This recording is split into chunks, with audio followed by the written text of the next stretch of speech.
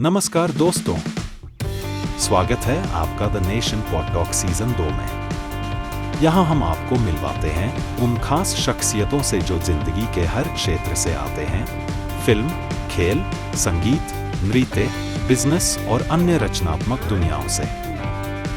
आज हमारे साथ मौजूद हैं एक खास मेहमान जिनकी जर्नी बेहद प्रेरणादायक रही है।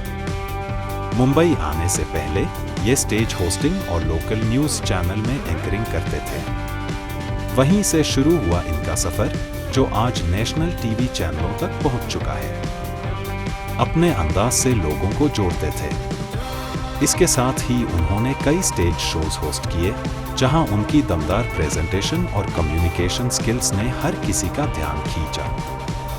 2022 में उन्होंने अपने सपनों को और ऊंचाई देने के लिए मुंबई का रुख किया और वहां से शुरू हुआ एक नया अध्याय जहां उन्होंने नेशनल टीवी चैनलों पर अपनी एक्टिंग का जलवा दिखाया और अपने टैलेंट से इंडस्ट्री में एक अलग पहचान बनाई। तो चलिए स्वागत करते हैं दीपेश कर्म का, जिनकी कहानी है जुनून, संघर्ष और सफलता का बेहतरीन mail. Hosting this episode is our incredible guest Suresh Rajan Iyer.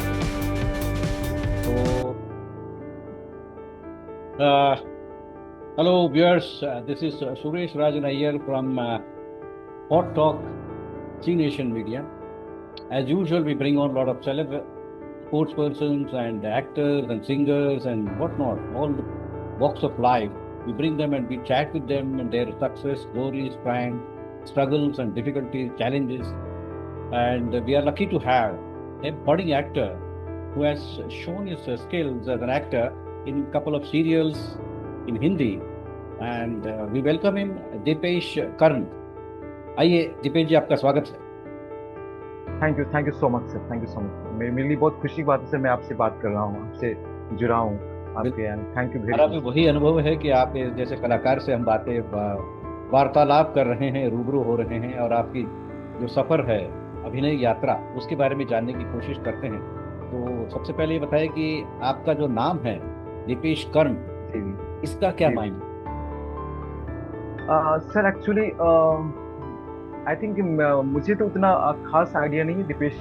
I think Dipesh मतलब होता है कि एक डिसिप्लिन में रहना, अनुशासन में रहना, और जो चीज़ आप सोच लेते हो उस चीज़ को किसी भी हाल में करके छोड़ना। और एक आपके अंदर एक इच्छा शक्ति होनी चाहिए, जिज्ञासा होनी चाहिए।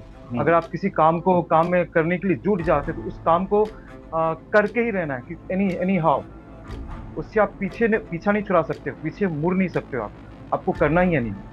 दैट वाज आई थिंक मतलब व्यू। बहुत बढ़िया। तो ये बताइए कि आपके अभी बातचीत कर रहे थे तो उस वक्त पता चला कि आपके पेरेंट्स और आप मूल कहाँ से हैं, जरा दर्शकों को बताएं तो अच्छा रहेगा। जी बिल्कुल सर। मेरा एक्चुअली जन्म स्थान दरभंगा से कुछ दूरी पर कन्हई एक गांव है, वहीं पे मेरा जन्म हुआ है। और हम लोग बचपन में वहीं पे रहते थे, लेकिन बाद में जा करके एक्चुअली पापा देवघर के सत्संग आश्रम अनुकूल चंद्र जी, जो हम लोग सभी उनके अनुयायी भक्त हैं, और पापा वहीं पे एक्चुअली काम भी करते थे, वर्क भी करते थे, उनकी सेवा भी करते थे, और एक तरह से आप जॉब भी कह सकते हैं, जॉब भी करते थे वहाँ पर।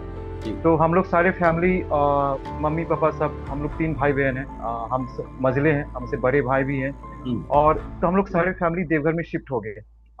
एक्चुअली देवघर में न केवल सत्संग आश्रम है बल्कि बाबा धाम भी है, बैद्यनाथ धाम, ज्योतिर्लिंग भी वहाँ पे, 12 में से एक ज्योतिर्लिंग आपका देवघर में भी है सर। तो हम लोग वहीं पे शिफ्ट हो गए और स्कूली शिक्षा वहीं से हुई, बचपन भी वहीं पे बीता, सब कुछ वहीं पर हुआ, और वहीं से सपने देखना शुरू किए।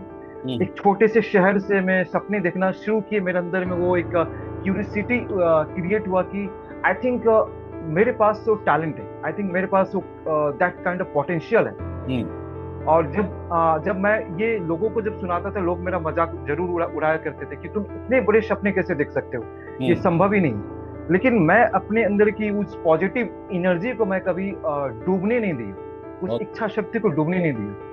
मैं लगातार उसमें स्टेप बाय स्टेप काम करता रहा कि मुझे कैसे जाना है, और उसके अलावा मुझे अपने फैमिली को भी बताना है। लेकिन एक्चुअली मुझे लगता था कि शायद पॉसिबल हो पाएगा, नहीं हो पाएगा, लेकिन कहीं ना कहीं मुझे एक अपने अंदर एक पॉजिटिव फीलिंग थी कि एक ना एक दिन ये जो सपना होगा साकार होगा, एक ना एक दिन तुम उस जगह तक पहुंचोगे। और यहाँ पर सही बात है कि सपने जरूर देखने चाहिए, और सपने देखने के बाद उसको साकार करने के लिए उतनी ही कठोर हाँ, परिश्रम करनी चाहिए। बिल्कुल। और मेरे ख्याल से उस पथ पर आप हो अभी, और लगातार जारी रहे, यही कामना है। लेकिन जो एक विरोधाभास की बातें आपने कही कि आप आश्रम से जुड़े हुए, और आश्रम से बाद में फिर ये एक बोलते हैं ना कि व्यावसायिक दुनिया एक अलग चीज हो जाती है, कमर्शियलाइजेशन बोलते हैं। जी जी जी अभिनय क्षेत्र जो है कमर्शियल जी है। जी यहाँ पर तो आप अपनी जी जी क्या बोलते हैं कि डे टू डे लिविंग की बात करेंगे तो इसमें से आपको मिलता होगा, या कुछ और करते हैं? जी जी। सर देखिए, एक्चुअली सबसे पहली बात है कि मैं आश्रम से वहाँ पे जुड़ा हुआ था। एक्चुअली मेरी ग्रेजुएशन भी सारी स्कूली शिक्षा वहीं पर हुई, और उसके पहले मैं रिपोर्टर भी था, स्टेज होस्ट भी क्या करता था। और लेकिन एक्चुअली मेरा मकसद एंकर बनना नहीं था, मेरा मकसद एक एक्टर बनना था। लेकिन चूंकि एक्टिंग का एक छोटा सा पार्ट एंकरिंग भी होता है, क्योंकि उसमें भी कैमरे को फेस करना पड़ता है, इसमें भी कैमरे को फेस करना पड़ता है। तो अब मेरे को सोचना था कि अगर मैं मुंबई जाऊं तो मैं वहाँ पे कैसे रहूंगा, वहाँ पे लिविंग के लिए कुछ करना पड़ेगा। क्योंकि सबसे ज़्यादा मुंबई एक शहर जो बहुत काफ़ी कॉस्टली शहर है, वहाँ पे रहना, खाना पीना, ये सारे थॉट्स मेरे दिमाग में आते थे, मुझको परेशान क्या करते थे। और हम लोग चूंकि मिडिल क्लास फैमिली से बिलोंग करते हैं, तो हम लोग की आर्थिक स्थिति उस समय काफ़ी खराब थी। बहुत मुश्किल से मेरे मेरे पिताजी मुझे, मेरे माता पिता मेरे को पढ़ाई लिखाई बड़ा की।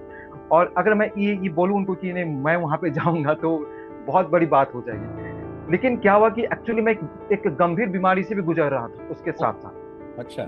हाँ, यस सर। एक्चुअली मेरे को न्यूरो का प्रॉब्लम था। 2004 में एक घटना घटी जिसमें मेरा पेट का कीड़ा ब्रेन में चला गया, कुछ नस को डैमेज कर दिया, जिसकी वजह से मैं अनकॉन्शियस हो गया और फिर हॉस्पिटल में एडमिट किया गया। और फिर उसके बाद रांची में शिफ्ट कर दिया गया, रांची भेजा गया। तो मेरा लगभग 10 साल तक इसका इलाज ट्रीटमेंट चला। उसके बाद मैं डॉक्टर ने कहा कि आप रिकवर हो गए हो, आप बिल्कुल ठीक हो। लेकिन 2018 में वापस अटैक कर दिया मेरे को। और उसके पहले मैं एक्चुअली अपने सपने को भूल करके मैं बैंकिंग की प्रिपरेशन में जुट गया था, दिन रात मेहनत कर रहा था। मैं भूल चुका था कि मेरे सपने क्या है, मैं अपने सपने को मार चुका था। क्योंकि मुझे पता था कि ये वहां पे जाना, रहने, खाना, ये सब आई थिंक बहुत मुश्किल है मेरे लिए, ये कैसे पॉसिबल हो पाए। तो मैं बैंकिंग के प्रिपरेशन 1-2 साल से कंटिन्यू जुट गया था कि मुझे किसी भी हालत में सरकारी नौकरी निकालनी है, ताकि हमारी जो आर्थिक स्थिति बेहतर हो सके। लेकिन देखिए, खुदा ना खास्ता ईश्वर को कुछ और मंजूर था।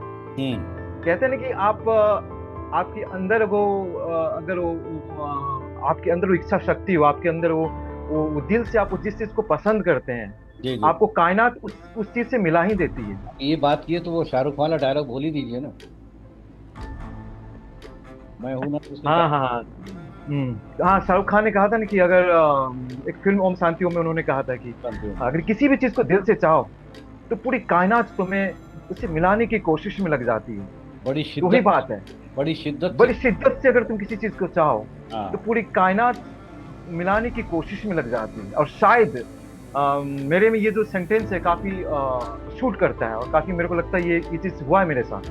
क्योंकि वो जो ट्रेजेडी मेरे साथ हुआ 2018 में, मेरे वापस मुझे अटैक कर दिया। क्योंकि मैं समझ गया था कि मैं बिल्कुल ठीक हूँ, लेकिन वो जो अनकॉन्शियस, वो जो पूरी तरह से ठीक नहीं होता, नर्व्स का सिस्टम काफी डिफिकल्ट होता है, और मुझे अटैक कर दिया।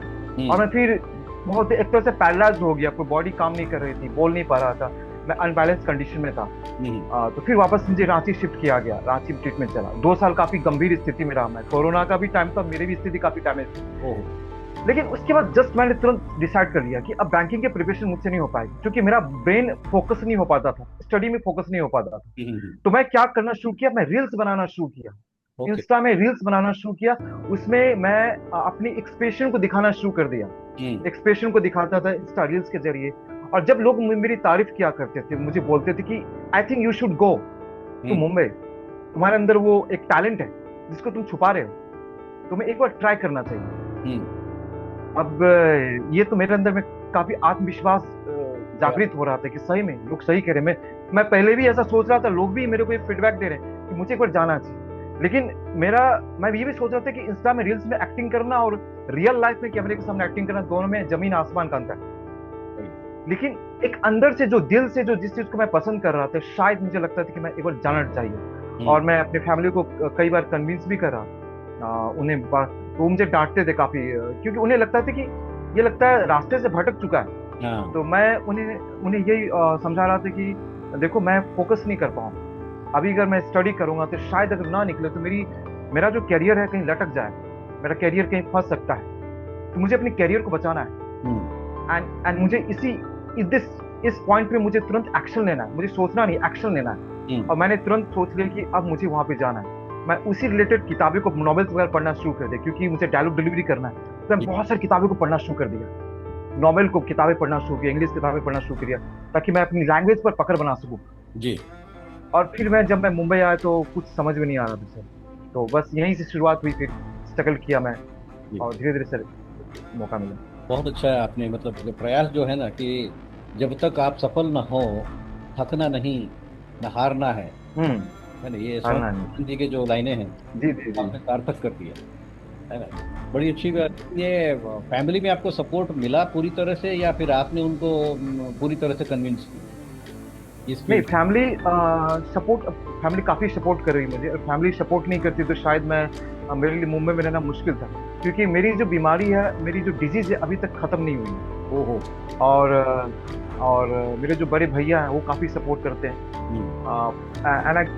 उन्हें समझ में आ गया, एट द लास्ट मोमेंट उन्हें समझ में आ गया कि नहीं, एक्चुअली ये सही कर रहा है। आई थिंक क्योंकि इस पास कोई ऑप्शन नहीं है। क्योंकि मैं अभी भी कई बार मैं काफी गंभीर रूप से मेरी बॉडी डैमेज हो जाती है, और मैं बेड पे पड़ा रहता हूँ। लेकिन मैं फिर उठता हूँ, मैं गिरता हूँ तो फिर उठता हूँ वापस, फिर अपने काम में जुट जाता हूँ। क्योंकि मेरी जो सिचुएशन, कई बार ऐसी सिचुएशन हो कि डू और डाई, या कर जाओ या मर जाओ। तुम्हारे पास कोई सिचुएशन नहीं है, तुम ऑलरेडी मर चुके हो। अब तुम्हें आगे सोचना है, अपने करियर को एक नए मुकाम तक लेकर जाना है। तो मैं कई ऐसे ऐसे इंस्पिरेशन, उसका मैं काफी मैं स्पिरिचुअली गॉड से कनेक्ट हो गया। Very nice. स्पिरिचुअली मैं गॉड से कनेक्ट हो गया, भगवान से कनेक्ट हो गया, क्योंकि मुझे पता है कि इस दुनिया में एक वही शख्स है जो मुझे हेल्प कर सकता है। और जब मैं स्पिरिचुअली कनेक्ट हो गया तो फिर मुझे पता नहीं, मुझे लग रहा है कि मैं खुद नहीं कर रहा, I am controlled by God. मैं ईश्वर के द्वारा, मैं अपना मैं इतनी मेहनत कर रहा हूँ, मैं खुद नहीं कर रहा हूँ, वो मुझे करवा रहे हैं और अपॉर्चुनिटी दे रहे हैं कि जाओ, मैं तुम्हारे साथ। बहुत बढ़िया। इस छोटे से उम्र में भी अगर आपने इस तरह के विचार रखते हैं तो आगे बहुत कुछ आपसे होना है और होगा जरूर। तो ये बताइए कि आप बम्बई आने के बाद, मेरे ख्याल से 2021 के बाद आए थे बम्बई, या उसके पहले आए? सर मैं 2022 में मुंबई आया था, लगभग 2022 में, अप्रैल मई के मंथ में आया था। फिर 2.5-3 साल की अभी जो यात्रा है, उस यात्रा में कुछ आपने अभिनय किए होंगे, कहीं सीरियल्स में काम या था इसमें, या फिल्मों में? हाँ। उसके बारे में जरा बताइए। जी जी जी सर, इनिशियली तो मुझे मौके बिल्कुल नहीं मिलते थे, अपॉर्चुनिटी मुझे बिल्कुल प्रोवाइड नहीं होते थे। और क्योंकि मैं एक अकेला शख्स नहीं हूँ, मेरे अलावा बहुत सारे एक्टर्स हैं जिनको कई बार किन्हीं को सालों स्ट्रगल करने पड़ते हैं, 5 साल स्ट्रगल करने, 10 साल भी बीत जाते हैं, उन्हें अपॉर्चुनिटी नहीं मिलती है। लेकिन मैं जब मुंबई आया तो मैं कड़ी धूप में, चिलचिलाती गर्मी में, मैं हमेशा तपती हुई गर्मी में मैं चलता था, पैदल जाता था। मेरे पास ऑटो के लिए पैसे भी नहीं हुआ करते, तो मैं जानबूझकर कभी कभी पैदल भी चलता ताकि मैं मुंबई को समझ सकूं, क्योंकि मुंबई है क्या चीज़, और यहाँ पे बॉलीवुड जो बस्ती है, यहाँ पे जो फिल्म इंडस्ट्रीज है कहाँ पर है, इसके प्रोडक्शन हाउस किधर किधर है। मैं इंटरनेट पर रिसर्च किया करता था, और जो भी मुझे इन्फॉर्मेशन, डेटा मुझे प्रोवाइड होते थे, मुझे मिलते थे, मैं फटाक से वहाँ पे जाता था प्रोडक्शन हाउस, उनसे विजिट करता था, उनसे बोलता था कि सर आप प्लीज़ अपॉर्चुनिटी दिलवाएं। तो वो कहते ठीक है, ईमेल आईडी ले लो, नंबर ले लो, तुम अपना प्रोफाइल सेंड कर देना। तो मैं ले लेता था सारी ईमेल आईडी। ऐसे 1 साल 2 साल, इनिशियली मैं थोड़ी सी कैमरे शूटिंग कैसी होती है उसके बारे में थोड़ा सा मैं डिटेल में इंफॉर्मेशन लेने में जूनियर आर्टिस्ट में जानबूझ के जाता था, क्योंकि मेरा मानना था कि किसी बड़े बड़े लाखों पैसे देकर के किसी इंस्टीट्यूट में सीखने से बेहतर है कि आप जूनियर आर्टिस्ट में जाकर कैमरे के एंगल को सीख लो, उसके समझ लो कि क्या कैसे वहां पर वर्क होता है। तो मैं 2 साल काफी स्ट्रगल किया। उसके बाद मैं फिर अपने आप पर, मुझे बिल्कुल मौके नहीं मिलते थे। एज ए कैरेक्टर आर्टिस्ट मैं लॉन्च होना चाहता था, मुझे किसी सीरियल में मौका मिले, मुझे बिल्कुल मौके नहीं मिलते। मैं कभी कभी हताश हो जाता था। तो हताश जब परेशान हो जाता था तो एक तरह से साथ साथ बीमारियों से भी गुजरता था। मेरी ट्रीटमेंट भी चल रही थी। लेकिन मैंने सोचा कि मैं अगर पीछे भागूंगा तो कुछ भी नहीं, लोग मेरा मजाक ही उड़ाएंगे। हम्म, तुम्हें बस आगे चलना है, धीरे धीरे चलो, स्टेप बाय स्टेप चलो, तुम्हें अपने ऊपर विश्वास रखो, तुम्हें मौका मिलेगा। मैं अपने अंदर हमेशा खुद को शाबाशी दिया करता था। और एक दिन अचानक आया, पिछले साल 2024 में मुझे एक जी मराठी में मौका मिला, मराठी में? बंगाली कैरेक्टर। क्या बात। जी मराठी में एज ए बंगाली, मैं बंगाली अच्छे से बोल सकता हूँ क्योंकि हाँ, मैं देवघर में जहाँ पर रहता हूँ वहाँ बहुत सारे मेरे बंगाली कल्चर के लोग रहते हैं। बोलो। और मैं उन्हीं से बंगाली हाँ ভালো हाँ ভালো। हाँ भालो भालो, हाँ खूब भालो। तो बांग्ला मैंने सीख लिया। तो मैंने क्या किया, एक फटक से एक बांग्ला ऑडिशन बना के रख लिया मैंने। और इंट्रो बना के मैंने सारा पहले से रखा हुआ था क्योंकि मुझे कब अपॉर्चुनिटी मिले उसे फॉरवर्ड कर दूँ। मैंने तुरंत फॉरवर्ड कर दिया और उन्होंने कहा कि आपका सिलेक्ट हो चुका है। मैं बोल नहीं सकता कि मैं खुशी से पागल हो चुका था क्योंकि ये मेरी एक छोटी अपॉर्चुनिटी नहीं थी। क्योंकि मेरे को लग रहा था कि मैं नेशनल टीवी पे आने वाला हूँ, नेशनल टीवी पे आ चुका हूँ मैं इतने संघर्षों के बाद आ चुका हूँ। तो मैं वहाँ पे काम किया। अच्छे कैरेक्टर मुझे मिले थे, अच्छे डायलॉग्स भी थे। और 3 4 दिन का वहाँ पे शूटिंग थी, मैंने मेरी चली। उसके बाद फिर मुझे मौके लगातार मिलते गए मुझे। फिर मैं भाग्य लक्ष्मी भी मुझे मौका मिला। फिर मुझे कलर्स में, जी टीवी में कई सारे टीवी शोज मैंने किए। और हाल फिलहाल में मैंने मैंने बहुत सारे शोज किए, तो मुझे मौका मिला। और अब ऐसा लग रहा है कि अगर मुझे मौका मिल सकता तो आगे भी जा सकता। बिल्कुल डेफिनेटली, एक बार मौका दरवाजा खुल गया है तो फिर जी जी डेफिनेटली और भी कई दरवाजे खुल। लेकिन आपने ये जो परेशानी और ये जो अपने आत्मविश्वास की बात की, उस पर एक दो लाइनें हैं जो मैंने खुद लिखी है। परेशानी की बात की कि अपने हौसले को कभी ना बताना कि मेरी परेशानी कितनी बड़ी है, बल्कि अपनी परेशानी को बताना कि मेरा हौसला कितना बड़ा है ना। ये आपका फिट बैठता है। तो आपने अभी तक किया है कुछ चैनल्स में, तो अभी आप अभी से बहुत कुछ करना बाकी है, बहुत कुछ करना बाकी है। Just starting, beginning. यस, क्योंकि अभी जिस जगह पे पहुंचना है वो मुझे लगता है दूर है, लेकिन हम थोड़े थोड़े स्टेप लेके आगे बढ़ रहे हैं। और मुझे यकीन है कि एक न एक दिन हम वहां पर पहुंचेंगे। बिल्कुल बस धीमे धीमे से पर हम आहिस्ता आहिस्ता कदम आगे बढ़ा रहे हैं, सूझबूझ के साथ। बिल्कुल सही बात है। क्योंकि एक चीज वो भी है कि मंजिल को ढूंढने में जो मजा है, हाँ मंजिल हाँ, को पाने से ज्यादा वो मजा आता है।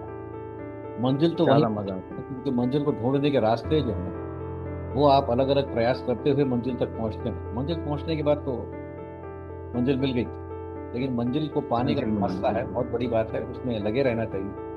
और किसी ने सच कहा है ना कि कर्म की चाबी से ही भाग्य का ताला खुलता है। बिल्कुल बिल्कुल सर, बिल्कुल सही कर्म बात है। करते रहिए। और ये भी आध्यात्मिक बातें भी वही कहता है कि कर्म करते रहिए, फल की अपेक्षा ना करो। तो निरंतर प्रयास, कठोर परिश्रम बिल्कुल आपको मंजिल तक ले जाएगी।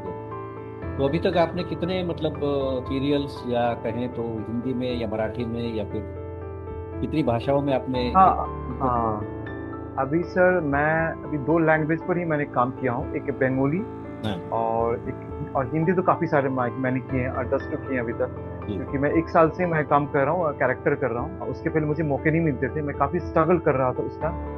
लेकिन जब मुझे मौके मिलने शुरू किए तो बैक टू बैक मुझे मौका मिलना स्टार्ट हो गया। तो कहते हैं ना कि जब आपको ईश्वर नहीं देते हैं तो नहीं देते हैं, जब देते हैं तो छप्पर फाड़ के देते हैं। और बिल्कुल सही है। हाँ, वो आपकी पेशेंस की परीक्षा लेते हैं, आपके धैर्य की परीक्षा लेते हैं। तो बस वही है। और बस प्रयास जारी है, निरंतर जारी है, निरंतर कोशिश कर रहे हैं, हार्डवर्क कर रहे हैं। और बस कोशिश कर रहे हैं कि मेरा समय बर्बाद ना हो। और समय बिना बर्बाद किए नॉन स्टॉप कोशिश जारी है। और एक ना एक दिन तो मंजिल पे पहुंच ही जाएंगे। नहीं नहीं, वो तो पहुंच ही जाएंगे, क्योंकि जो हाँ रास्ते पे चलते हैं ना वही मंजिल पे पहुंचते हैं, उन्हें मंजिल मिलती है। जो घर बैठे रहे मिलती है ना। तो ये बताइए कि अभी जो अभिनय की, जो आपने सिर्फ जो रील्स बनाए थे, या अभिनय के अंदर आपको लगा कि अभिनय करना है, या किसी जगह पे आपने की शिक्षण ली है या ट्रेनिंग ली है, कोई वर्कशॉप किया है? हाँ सर, वर्कशॉप 1 2 ठो मैंने किया हूँ। वो भी छोटा मोटा वर्कशॉप था, ज़्यादा बड़ा नहीं था। लेकिन मैंने ट्रेनिंग कहीं से नहीं लिया। अच्छा। और ना ही मैंने कहीं थिएटर वगैरह भी मैं किया हूँ। एक्चुअली मैं आपको सुन के काफ़ी आश्चर्य लगेगा, मैं जब रील्स बनाया करता तो मैं सिर्फ इस मोटिव से नहीं बनाता था कि मेरे को व्यूअर्स ज़्यादा पाने। मैं एक्चुअली बनाता था ताकि मैं अपनी जो क्राफ्ट पर है उस पर काम कर सकूं। हम्म। मैं बहुत सारे टीवी शोज देखता था, मूवीज वगैरह जब मैं देखता था, और जब किसी एक्टर को मैं देखता था कि वो एक्ट कैसे कर रहा है, वो हम्म। अपने अभिनय को कैसे निभा रहा है, हम्म। मैं उस चीज को ऑब्जर्व करता था और फिर अपने अंदर इम्प्रोवाइजेशन लाने की कोशिश करता था। हम्म। क्योंकि हम लोग की आर्थिक स्थिति ऐसी थी कि हम लोग को किसी बड़े इंस्टीट्यूट में जाके सीखना मेरे लिए बस मेरे पॉसिबल नहीं थी। बिल्कुल पॉसिबल नहीं थी। तो अब मुझे मेरे लिए एक यही रास्ता था कि मैं सेल्फ प्रयास करूं, सेल्फ कोशिश करूं। जी। जैसे होते हैं ना कि कुछ लोग किसी चीज की तैयारी करते, एग्जाम की तैयारी करते, तो सेल्फ स्टडी करते। तो मैंने बस उसी चीज को अपना अडॉप्ट किया और मूवीज वगैरह देखे, किताबें पढ़ा मैंने, बहुत सारी किताबें पढ़े, मैंने एक्सरसाइज किए, जो फेशियल एक्सप्रेशन होते हैं उन पर मैंने काम किया। तो ऐसे करते करते मेरे अंदर वो कॉन्फिडेंस आया और मुझे लगा कि अब तो मेरी तैयारी काफी अच्छी है और मेरे को ट्राई करना चाहिए, और मैंने शुरू कर दिया आगे का तुम्हारा। कौन सी किताबें पढ़ी हैं आपने? अभिनय साधना स्टेनिस्लॉवस्की पढ़ी है? हिंदी के कई सारे नॉवल हैं, हिंदी के कई सारे मुंशी प्रेमचंद्र हो गए, बहुत सारे नॉवेल है, मुझे भी याद नहीं आ रहा एग्जैक्टली, बहुत सारे नॉवेल है। और मैं न केवल किसी अच्छे राइटर की किताबें पढ़ता था, मैं स्पिरिचुअली कुछ रामायण भी पढ़ता था, मैं महाभारत भी पढ़ता था, क्योंकि उससे मुझे काफी मैं इंस्पायर होता था। बिल्कुल। तो मैं स्पिरिचुअली गॉड से कनेक्ट था। तो फिर मैं मुश्किलें ज्यादा नहीं आई, अगर मुश्किलें आई तो मैं उस चीज को बहुत अच्छे से हैंडल कर लिया, क्योंकि मैं सिचुएशन से लड़ना सीख चुका था, तो मुझे ज्यादा दिक्कत नहीं हुई। सिचुएशन से लड़ना, सिचुएशन का मतलब है परिस्थितियों से लड़ना। हाँ, है ना? परिस्थितियों को जिसने ललकारा वही तो जिंदगी को जीता। जीता है, बिल्कुल। ललकारा वो जिंदगी से हारा। क्या बात है सर, क्या बात है, बहुत अच्छी बात कही आपने। हाँ, बिल्कुल सही बात है। ये मैं अपनी परिस्थितियों को देखकर ही मैंने कुछ लाइनें बनाई थी कहीं, तो मतलब कि आपकी यहाँ पर बैठती हैं अभी। ये बताइए कि जो स्टेनिस्लॉवस्की का नाम सुना है आपने? स्टेनिस्लॉवस्की की किताब है एक्टिंग के ऊपर। हाँ, नहीं इनके बारे में आपसे सुन रहा हूँ सर। रशियन ऑथर हैं और अभिनय साधना का अनुवाद हुआ है, मराठी में भी हुआ है। अच्छा, मैं जरूर पढ़ूंगा सर, आपने के सजेस्ट में जरूर पढ़ूंगा। स्टेनिस्लॉवस्की को जरूर पढ़िए, क्योंकि आपके अंदर बहुत सारी चीजें जो हैं अभिनय के वहां से मिल जाएंगे आपको बहुत सारी। और रंगमंच से आप जुड़े नहीं, रंगमंच से जुड़े बिल्कुल नहीं होगा, क्योंकि आपके अंदर पॉलिशिंग होती है। रंगमंच एक कलाकार को एक सुदृढ़ बनाता है, मजबूत बनाता है। और मजबूत बनाते हैं जितने भी कलाकार हैं, आप देखिए बहुत सारे लोगों ने अपने नाम फिल्मों में भी नाम कमाया है, जैसे अनुपम जी हैं या अनु कपूर हैं या मनोज बाजपेयी जी हैं, काफी नसीर भाई हैं, ये परेश रावल जी हैं। ये सारे जो लोग हैं वो रंगमंच से जुड़े हैं, और रंगमंच से जुड़ा होता है रंगमंच से कलाकार होता है। इन लोगों ने बहुत काम किया आपने। और मुझे ये खबर मिली है कि आपने भी शायद मनोज जी से स्क्रीन शेयर किया है, उसके बारे में कुछ बताइए ना। अच्छा सर, ये एक्चुअली 2 साल पहले की बात है। उनकी एक फिल्म लॉन्च होने वाली थी। फिल्म का नाम ये था, एक्चुअली क्या था फिल्म का नाम सर, मैं भूल रहा हूँ, नाम मैं भूल रहा हूँ। एक्चुअली वो स्पिरिचुअली टाइप की कुछ मूवीज थी, बहुत अच्छी मूवी थी वो। एक्चुअली मुझे कहीं से एक रिक्वायरमेंट आई कि मनोज सर का एक बंदा ऐसा कुछ था कि एक बंदा क्या? हाँ, एग्जैक्टली एक बंदा हाँ। तो मुझे एक्चुअली पता नहीं था कि मैं मनोज बाजपेयी के साथ आने वाला। मुझे ये भी नहीं पता था कि उस दिन वो मूवी स्पेशली लॉन्च होने वाली है। एक्चुअली मैं वहाँ पे गया था एज ए फीचर कास्ट। मैंने उसमें डाल दी कि मैं बैकग्राउंड में कुछ एक्टर्स चाहिए, अच्छे से एक्टर्स चाहिए जो मनोज बाजपेयी के पीछे में खड़े रहे, और ताकि उनको सपोर्ट दे, स्क्रीन शेयर करें। तो मैंने अपनी रिक्वायरमेंट उसमें डाली और उन्होंने कहा हाँ, आप सेलेक्ट हो चुके हो, आप आ सकते हो। तो मुझे तब भी पता नहीं था। मैं वहाँ पे गया, फिर उन्होंने बताया कि आज ये मूवी लॉन्च होने वाली है। तो मैं काफ़ी एक्साइटेड हो गया, आज मनोज बाजपेयी भी आने वाले हैं, इस मंच पर शेयर करने वाला। मैं थोड़ा सा नर्वस भी था, क्योंकि मैं एक ऐसे एक्टर के साथ में स्क्रीन शेयर करने वाला हूँ जो कि मेरे अंदर में थोड़ी सी घबराहट पैदा हो गई।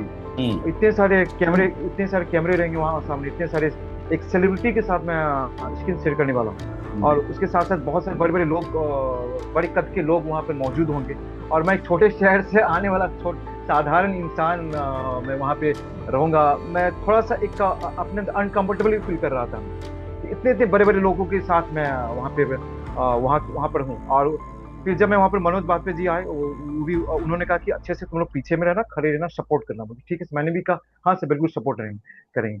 तो हम लोग साथ में वहाँ पे उन्होंने उन्होंने कहा कि साथ में हम स्टेज मंच पर जाएंगे, और आपको पीछे से साथ ही आना है, सपोर्ट करते हुए आना। तो हम लोग को पहले बता दिया गया कि आप लोग को ऐसे से चलना है, ऐसे से वॉक करना है, कॉन्फिडेंटली जाना है मंच पर, ताकि एक ग्लैमरस लुक लगे, अट्रैक्टिव लुक लगे। वहाँ पे बहुत सारे कैमरे वाले रहेंगे, रिपोर्टर रहेंगे, मीडिया कर्मी रहेंगे, तो आपको अच्छे से जाना है।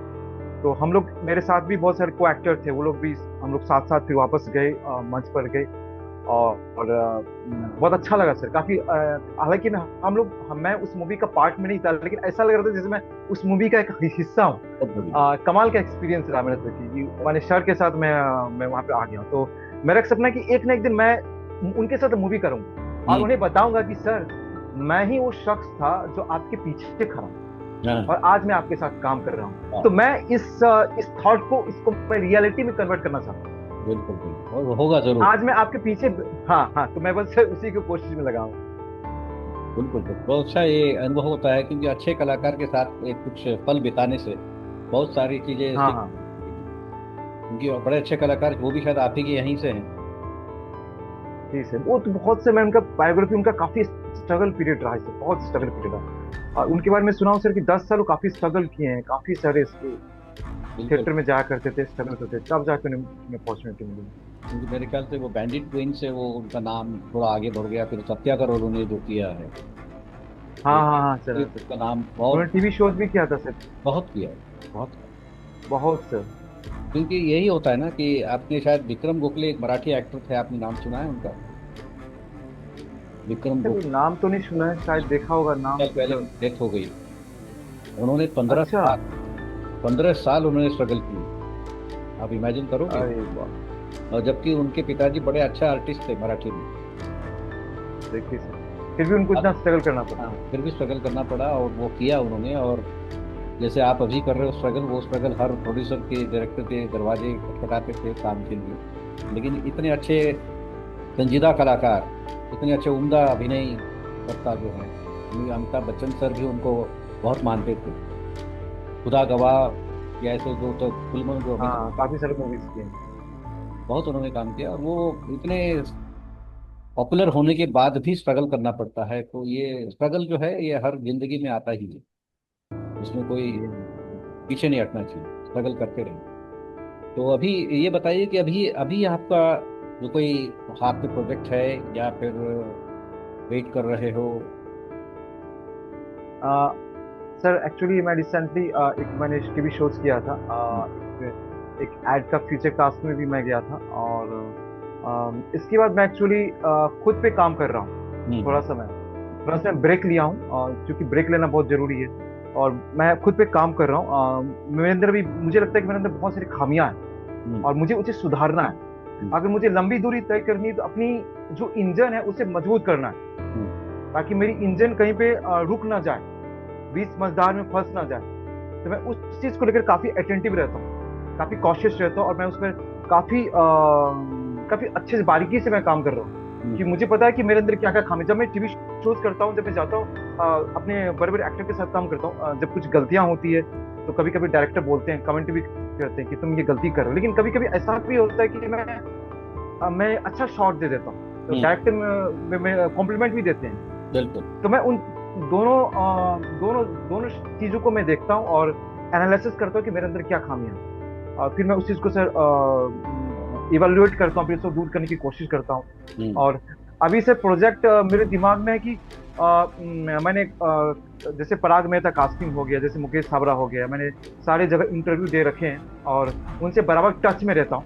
क्योंकि इस फील्ड में न केवल आपको मेहनत करना है, बल्कि आपको स्मार्टली वर्क भी करना है। बिल्कुल। क्योंकि आप जितना स्मार्ट होते हो ना, क्योंकि आप कभी कभी क्या होता है कि मेहनत एक्टर करते जाते हैं, उन्हें सक्सेस नहीं मिलता, बिल्कुल। तो उसकी भी एक वजह होती है। वजह ये होती है कि आप उसमें आप अटेंटिवली स्मार्ट नहीं होते हो। आपको बराबर हमेशा टच में रहना है डायरेक्टर के साथ, कास्टिंग डायरेक्टर के साथ, कि उनके सामने नई नई प्रोजेक्ट क्या आ रही है, और अगर आप उसके सूटेबल होते हो तो आपको अपॉर्चुनिटी मिल जाती है, फिर आपको पीछे मुड़कर देखना नहीं पड़ता, तो रास्ता आपको खुल जाता है।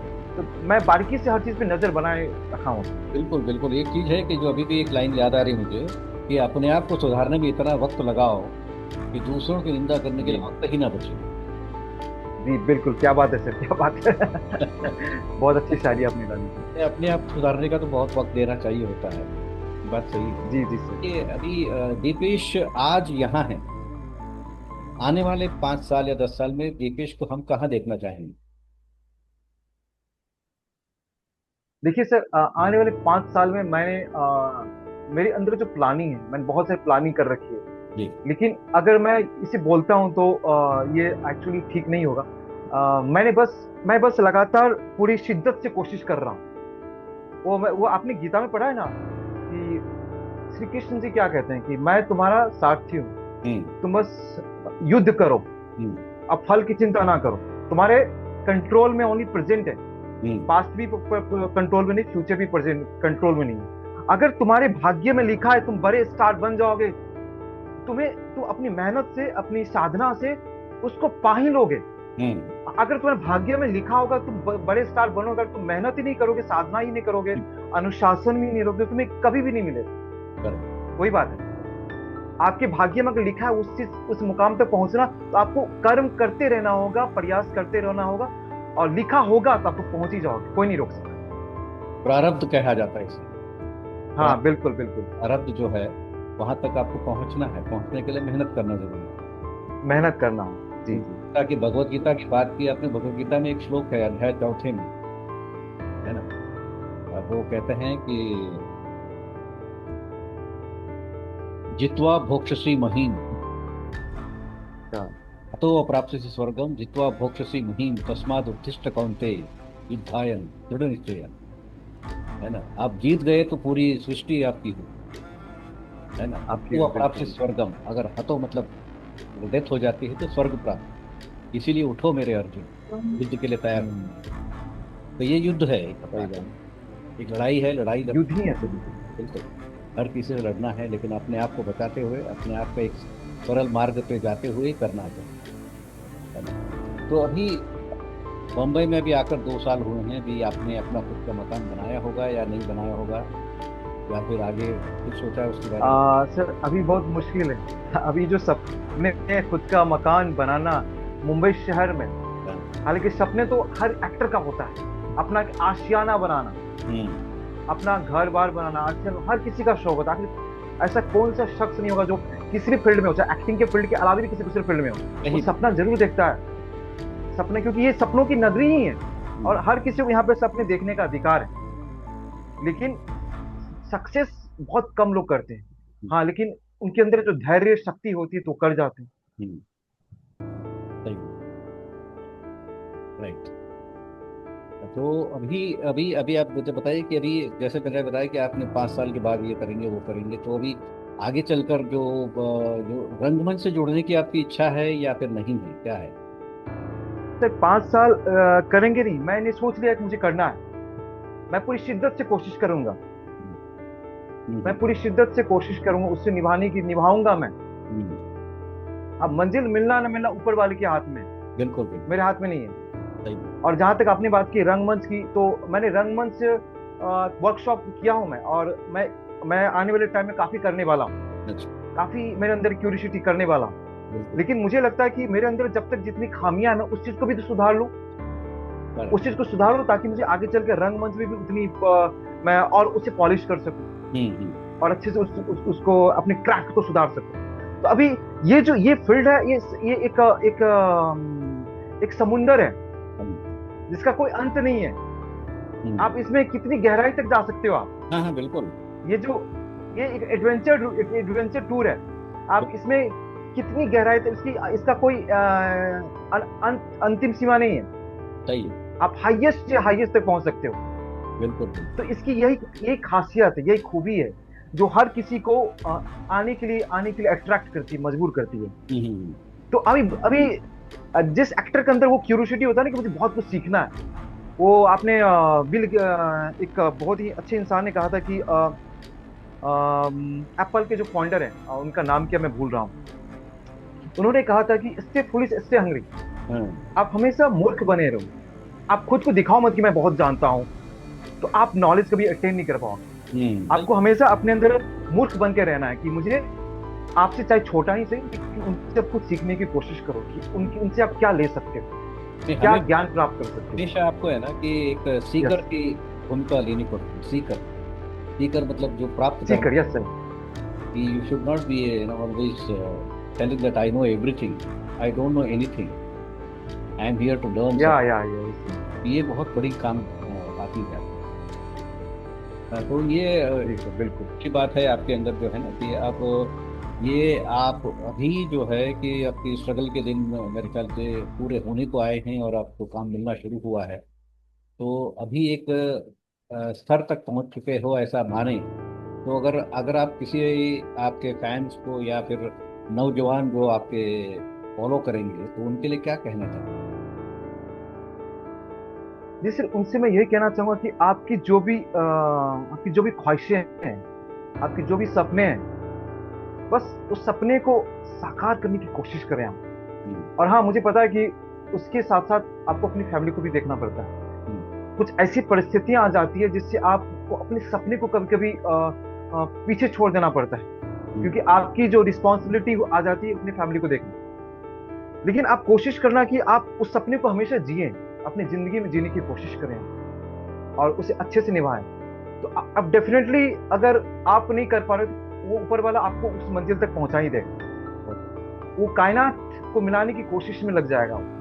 वो कहते हैं ना कि दिल से, शाहरुख खान की वो जो लफ्ज हैं, शब्द आपने भी कहा अपने मुंह से कि किसी चीज को दिल से चाहो तो पूरी कायनात उसे मिलाने की कोशिश में लग जाती है। तो ये यूनिवर्स से अगर आप दिल से मांगोगे हमेशा पॉजिटिव, यूनिवर्स आपको जरूर देगा।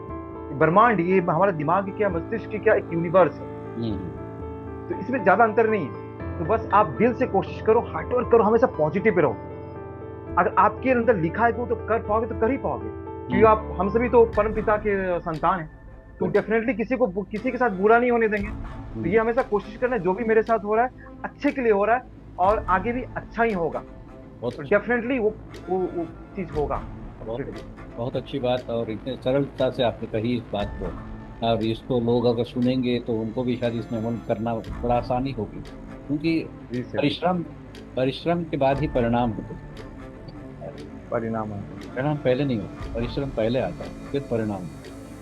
तो सर परिश्रम के साथ साथ धैर्य भी रखना जरूरी है। तो बिल्कुल होना ही चाहिए। उसके बगैर सर धैर्य रखना बहुत जरूरी है।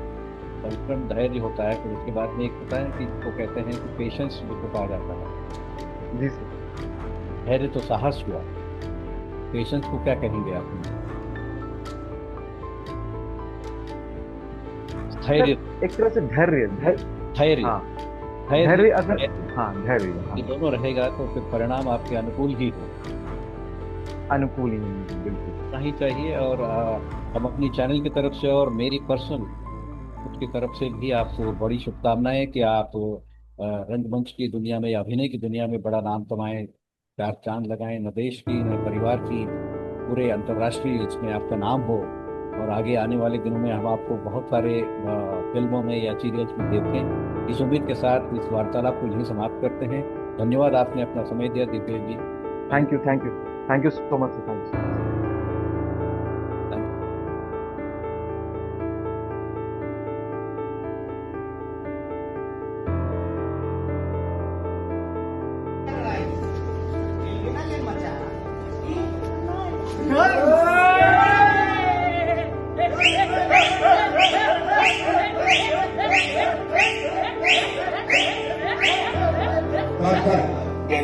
सारी चढ़ ही नहीं रही है। भाई ये देखो, असली तरक्की तो ये है, छोकरियों की भी बाहर मिल रही है। मतलब हम लोग की तरह ये भी बाहर मिलने का इंतजार कर रहे हैं।